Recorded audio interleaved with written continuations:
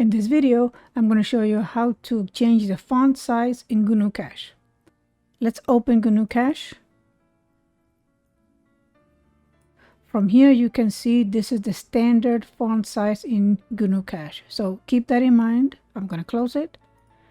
Now I'm going to open a thread that I found on the internet regarding how to change the font size in GNUCASH. So what I need to do is in Notepad, I need to copy this line of code. Copy it and paste it in Notepad. So I'm going to click here, Notepad, I have it up here. So now once it opens up, I'm going to go back to the thread here, right click on it, select it, right click on it, copy, go back to Notepad and right click and paste it. And what this is going to do is change the font size to 14. You can change it to whatever size you want, but for the purpose of this video, I'm going to keep it as 14. Now it's telling me that I need to save the file as GTK like this. I'm going to select it, copy it. Now back to Notepad, file, save as, and make sure that I stay in the same path as this one here.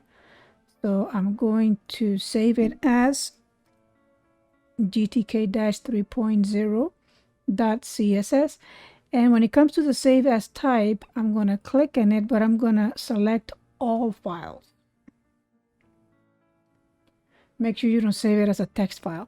And then from here, I'm going to click save. I'm going to close this window. If I open up the file again, you can see that here's the file, and it is not a text file. This is a cascading style sheet document. So that's what we need. I'm going to close it now. I'm going to minimize this, and I'm going to open GNUCASH. And here is the new font size, 14. This is the size in GNUCASH. If you want to switch back to its original font size, you want to go back, locate that folder again on your users. This AppData, roaming, GNUCASH, and all you have to do is delete it. So I'm going to delete it from here. Close it. Close GNUCASH so you can take the changes, reopen it, and it's going back. It's going to default to the standard size. And that's how you change the font size in GNUCASH.